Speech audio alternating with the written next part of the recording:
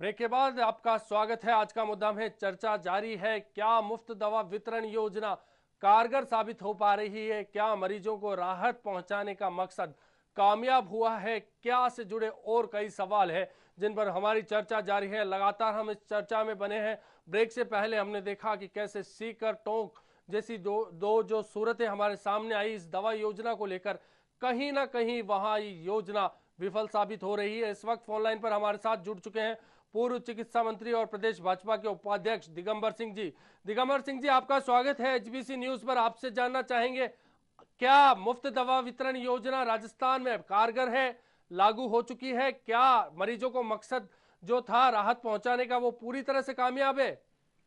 देखिए, मैं ग्रामीण अंचल का रहने वाला हूँ। जी रूरल कॉन्स्टिट्यूंसी मेरी है जहाँ से मैं चुनाव लड़ता हूँ, और राजस्थान के एक एक कोने में जाने का मुझे मौका मिलता है। ये एक बहुत अच्छी योजना हो सकती थी, जी परंतु सरकार ने हड़बड़ी में और ओवर एंथुजियाज्म में इस मुफ्त दवा योजना का सत्यानाश कर दिया। आज राजस्थान में केवल ये भाषण देते फिर रहे कांग्रेस के नेता, चाहे मुख्यमंत्री जी थे जी चाहे और कोई मंत्री इनके नेता देते फिरे हैं। जी आज दवाइयां अवेलेबल नहीं है। जितनी दवाइयों का दावा करते हैं, आज आप इंक्वायरी करा लें कहीं जिले के किसी भी जिले में जाके, पर उनकी आधे से भी कम दवाइयां इनके पास उपलब्ध हैं। पर डॉक्टर साहब, और एक ऐसा इंप्रेशन खराब हुआ है पब्लिक के बीच में कि पब्लिक का विश्वास उठ गया इनके ऊपर से, पर उन डॉक्टर दवाइयों को लेना नहीं चाहते। पर डॉक्टर साहब, एक बड़ा आंकड़ा ये आया है कि पिछले इस निःशुल्क दवा योजना के लागू होने के बाद सरकारी अस्पतालों में मरीजों की संख्या 40 से 60% तक बढ़ गई है। पर मैं इसके साथ ये भी कहना चाहूंगा जी कि डॉक्टरों की जो प्राइवेट प्रैक्टिस है, घर पे मरीज दिखाने वालों की जो संख्या है, जी वो भी 2 से 3 गुना बढ़ गई है। क्योंकि डॉक्टर्स के हाथ पैर बांध दिए। जी डॉक्टर्स डॉक्टरी कर नहीं सकते, अपने डायग्नोसिस के हिसाब से दवाई लिख नहीं सकते। जी जो दवाई उनके पास उपलब्ध है केवल उनमें से ही लिखना उनकी मजबूरी है। इसलिए मरीज उनके घर पे पहुंचता है, मरीज उनको फीस देता है जी और वहां से दवाई लिखवाता है। यानी कि डॉक्टरों की चांदी हो रही है। बिल्कुल डॉक्टरों की चांदी हो रही है और सरकार का सत्यानाश हो रहा है, पैसा वेस्ट हो रहा है। यानी कि आपको लग रहा है कि ये डॉक्टरों के साथ मिली भगत करके उनका धंधा चलाने के लिए सरकार ने किया है ये? देखिए, सरकार ने, मैं बता रहा हूँ ना आपको, जी मैं कह इससे बढ़िया कोई योजना नहीं हो सकती थी। जी मैंने इनको भी कहा था, इनके अधिकारियों को भी कहा था जी कि पहले पायलट प्रोजेक्ट के तौर पे इसको 4-5 जिलों में लागू करके देखते, जैसे हमने शुरू करना चाहते थे। ये योजना मैंने बहुत इस पर काम किया जी और मैं चाहता था कि एक बार इनको रूरल जो हॉस्पिटल से वहां से मैं शुरू करूं। जी वहां सक्सेसफुल होता है तो फिर हम आगे बढ़े, शहर में चलें। जी क्योंकि रूरल एरिया में शुरू करने से शहर की तरफ मरीज का भागना कम हो जाता, शहर में अस्पतालों में लोड कम हो जाता। पर डॉक्टर साहब, इन्होंने तो एसएमएस से लगा के और सब सेंटर तक एक साथ चालू कर दिया। पर डॉक्टर साहब दवाइयों की अवेलेबिलिटी आज भी नहीं है। पर डॉक्टर साहब, एक बात देखी जा रही है कि शहर से लेके गांव तक जो मेडिकल की दुकानें हैं वो धीरे धीरे बंद होती जा रही हैं और मेडिकल के प्रोफेशन वाले काफी मायूस होते नजर आ रहे हैं। देखिए, आप अभी 3 महीने और रुक जाइए। जी 3 महीने बाद आप इस दवाई योजना की, क्योंकि इनके पास ना तो बजट की व्यवस्था प्रॉपर बैठ पा रही है जी जी और ना ही ये परचेज कर पा रहे हैं जिस तरह से परचेज करना चाहिए थी, मेडिसिन को परचेज करना चाहिए। जी आज लाइफ सेविंग ड्रग्स भी उपलब्ध नहीं है। आज अगर गर्मी में डिहाइड्रेशन का पेशेंट आ गया जी तो वहां पे इनके पास जीएनएस और जीडब्ल्यू की बॉटल्स उपलब्ध नहीं है। जी मतलब फैक्ट तो ये है, परंतु ये तो जबरदस्ती एक बार इन्होंने शुरू कर दिया जी तो वाहवाही लूटने के चक्कर में लगे हुए हैं। टोटल फेलोर योजना है। पर डॉक्टर साहब और इस अच्छी योजना का सत्यानाश इन सरकार ने इसमें पर किया। डॉक्टर साहब, एक बात थी कि पहले जब डॉक्टर कंपनियों के प्रेशर में, कमीशन खोरी के चक्कर में बड़ी बड़ी ज्यादा ज्यादा दवाइयां लिखता था। अब क्योंकि कंट्रोल हो गया है, इसके कारण मरीजों को लाभ हो रहा है और मरीजों को निःशुल्क दवाई तो मिल रही है और दवाइयां कम भी खानी पड़ रही हैं। ये क्या लगता नहीं है कि इससे ये लाभ तो कम से कम मरीजों को हो रहा है? देखिए, मैं बताऊं आपको, जी डॉक्टर अगर अस्पताल में 5 दवाई लिखता है, जी 2 मिलती हैं, 3 नहीं मिलती हैं, जी मरीज उस पुड़िया को भी वहीं फेंक के आ जाता है जी और उन कहता है जब पूरी दवाई नहीं मिल रही तो मैं इसको लेके क्या करूंगा। तो वेस्टेज हो रहा है पैसे का, जी मरीज को फायदा हो नहीं रहा। मरीज अल्टीमेटली फिर उनके घर जाता है डॉक्टर के, फिर जी बाजार की दवाई लिखवाता है। मरीज को तो उतना ही पे करना पड़ रहा है, मरीज को फायदा नहीं है। 10 रुपए की पर्ची कटा के जी मेरे सामने आई हॉस्पिटल में जयपुर के में जी एसएमएस की जो आई वार्ड है जी उसमें 2 रुपए 70 पैसे की आई ड्रॉप्स लेके जा रहा मुफ्त में। जी। उसमें तो 4 खरीद लेता, 10 रुपए में जो उसने पर्ची कटवाई, 2.5 घंटे लाइन में लगा हुआ। यानी आपका कहना है कि वहां भी लूटा जा रहा है मरीज को? मैं कह रहा हूँ ना, मरीज के साथ तो वही सत्यानाश ही हो रहा मरीज का, तो फायदा उसको कुछ हो नहीं रहा। डॉक्टर कहते हैं हम इसके अलावा आपको दे नहीं सकते। डॉक्टर साहब आपसे एक सवाल है हमारा, क्या ये जेनरिक जो दवाइयां दी जा रही है, डॉक्टर्स कहते हैं प्रसाद है ये, आप ले लीजिए लेकिन कोई कारगर असर नहीं करेगी, आपका क्या कहना है कि सरकार की ओर से जो दवाइयां मुहैया कराई जा रही है कहीं ना कहीं कारगर है या फिर बेकार है ये दवाइयां? नहीं, ऐसा नहीं है कि जेनरिक दवाइयां कारगर नहीं है जी। जेनरिक दवाइयां भी बराबर कारगर हैं, पर दवाइयों की उपलब्धता पूरी होनी चाहिए। नहीं, सरकार के स्वास्थ्य विभाग ने जी सरकार के स्वास्थ्य विभाग ने हाल ही में सीकर में एक सर्वे करवाया जहां 24 दवाइयों के सैंपल फेल आए। आप क्या कहेंगे इस बारे में? जी मैं वही कह रहा हूँ कि इन्होंने जल्दी करने में, ओवर एंथुजियाज्म में, जो ब्लैक लिस्टेड कंपनीज थी उन तक की दवाइयां परचेज कर डाली इन्होंने।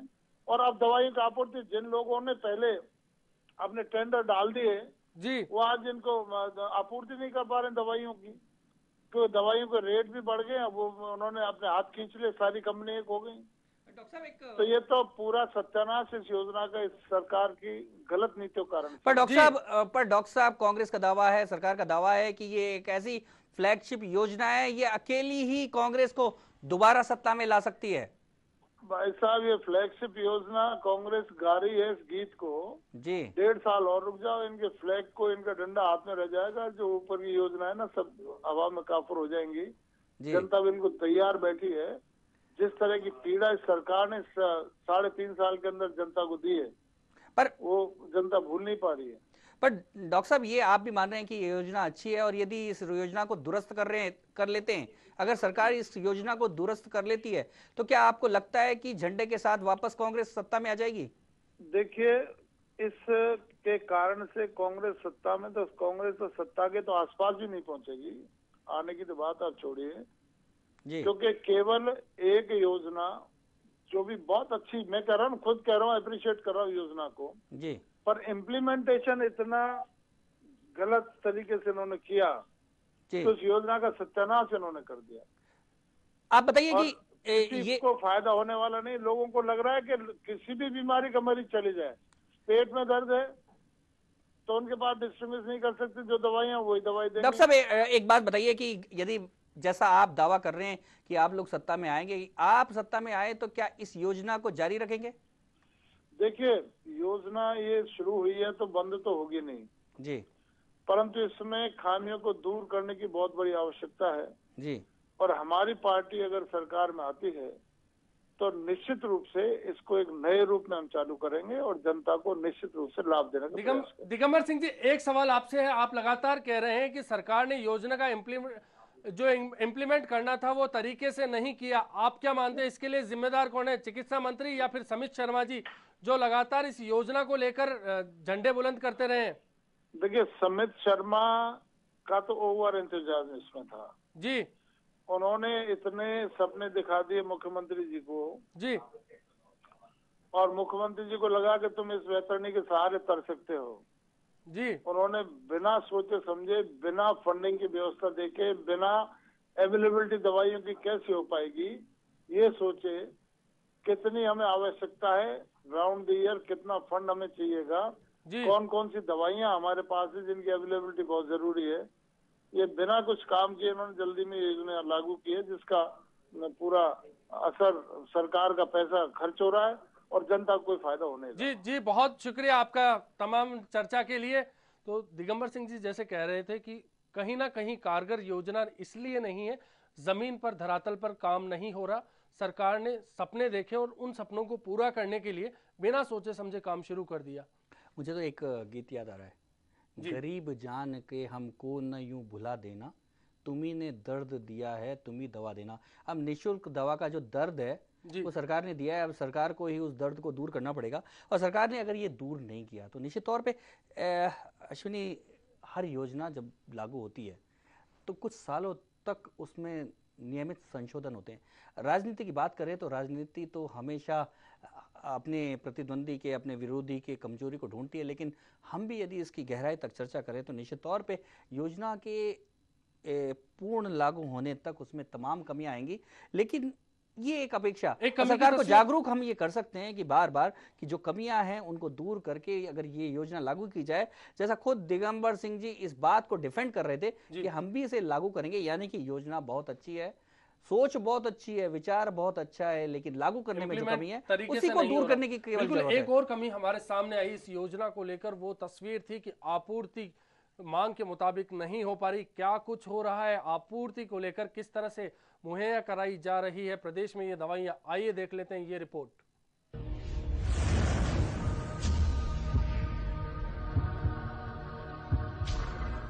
मुख्यमंत्री निशुल्क दवा योजना सरकार ने राज्य के सरकारी अस्पतालों में आने वाले हर एक मरीज के लिए लागू की है।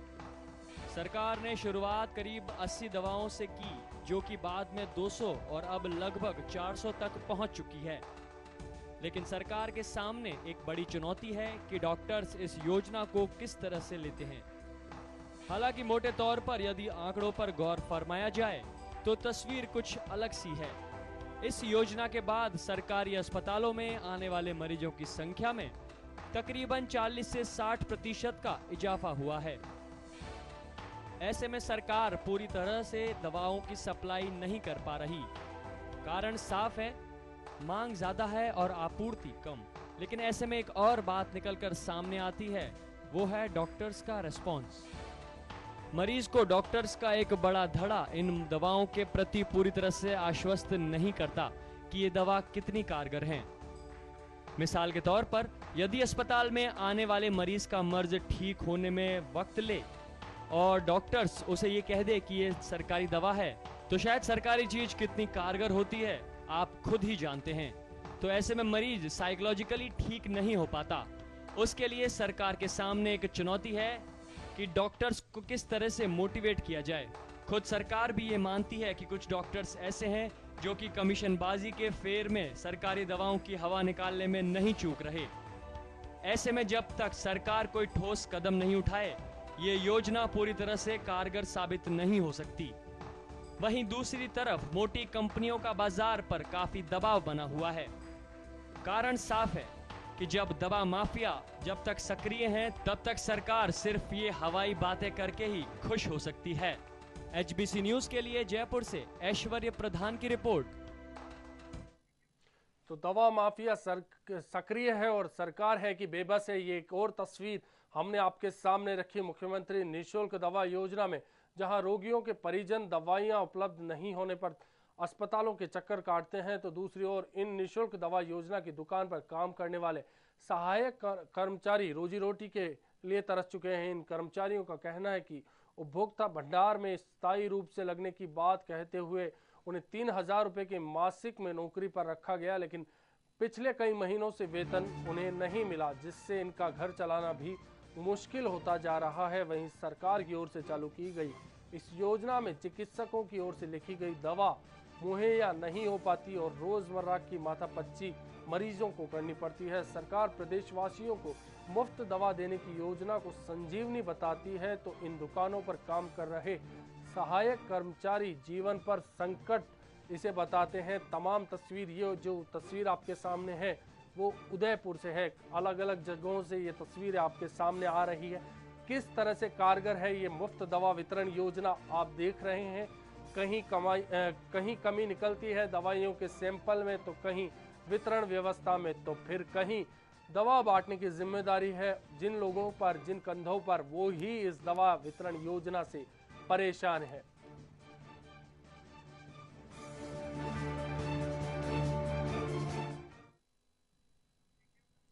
तो चर्चा जारी है। आप देख रहे हैं किस कदर नाकाम साबित हो रही है मुफ्त दवा वितरण योजना। हमने पिछले ब्रेक पर जाने से पहले आपसे चर्चा की थी कि डॉक्टर्स कह रहे हैं कि उनकी जेब